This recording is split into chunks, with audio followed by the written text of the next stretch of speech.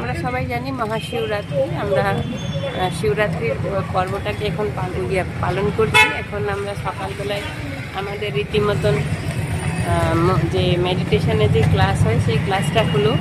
সেই ক্লাসটা হওয়ার পর কেন কি ভক্তি মার্গের আধারে আজকের দিনটাকে পরমপিতা পরমাত্মা শিব বাবার একটা তো বিবাহ দিন হিসেবেও পালন করা হয়, আর একটা জন্মদিন হিসেবে পালন করা হয়। কেন কি যতক্ষণ না শিব परमात्मा जन्म নেবেন না, আর সেই পার্বতী অর্থাৎ পার বৃত্তি में रहने वाले সেই পার্বতীর সাথে তার যতক্ষণ মিলন হবে না ততক্ষণ বিয়ে হবে না। তো ওই জন্য এই শিবরাত্রির এই পর্বটাকে আমরা এখন প্রসেশনের মাধ্যমে এখন আমাদের ফ্ল্যাগ হোস্টিং হবে। প্রত্যেক বছরই আমরা ফ্ল্যাগ হোস্টিং করি শিবরাত্রির দিনে, বা আগে পরেও হতে পারে।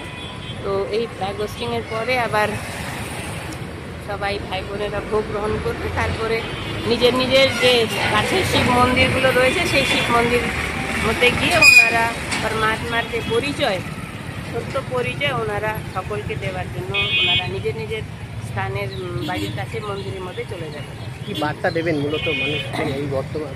মেন তো হচ্ছে কি নিজেকে জানা, পরমাত্মাকে জানা। আর এখন যে দিনকাল চলছে তার জন্য সকলের জন্য শুভ কামনা, শুভ ভাবনা আমাদের, এটাই আমাদের এখন কর্তব্য চলছে। তোর নাম আর পরিচয়? আমার নাম হচ্ছে বিকে নিতু। আমি জলপাইগুড়ি सेंटर ब्रह्मा सेंटर আমি संचालिका। थोड़ा फर्क पड़ जाता है तो वह नई दुनिया में तो कोई तो जाती है ड्रामा। यह ड्रामा का चक्र जो मिसल चलता रहता, एक्ट चली है, यह चक्र फिरता रहता है। यह बड़ी सूक्ष्म, यह पढ़ाई फिर 5000 वर्ष बाद रिपीट होगी। यह मुख्य एक्टर कौन है कुछ भी नहीं जानते अभी तो।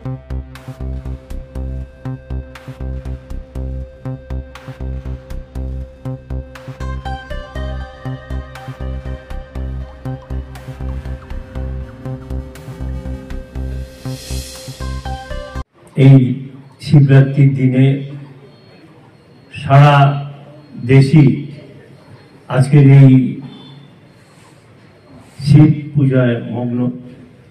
বিভিন্ন অনুষ্ঠানের মাধ্যমে এই শিবরাত্রি উদযাপন করছেন।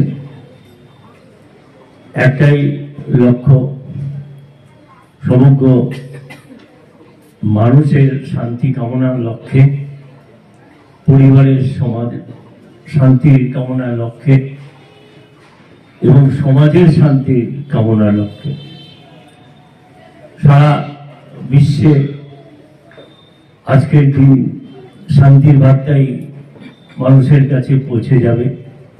মানুষের তাদের যে সাধনা, এই সাধনার মধ্যে দিয়েই সেটা মন্ত্রোচ্চারণ হোক, শিবের কথা উচ্চারণ করেই হোক,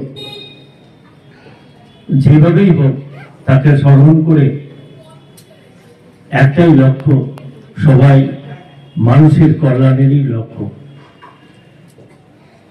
একটা বার্তা যায়, সবার উপরে মানুষ সত্য, তাহার উপরে নাই।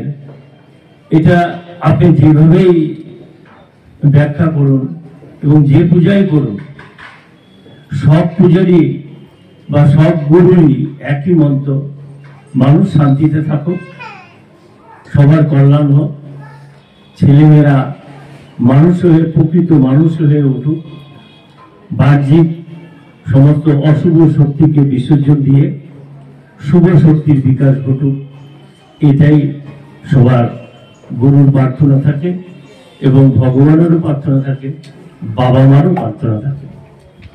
সবাই শান্তিতে থাকুক, সারা বিশ্ব শান্তিময় উঠুক, এই আশা রাখি। নমস্কার।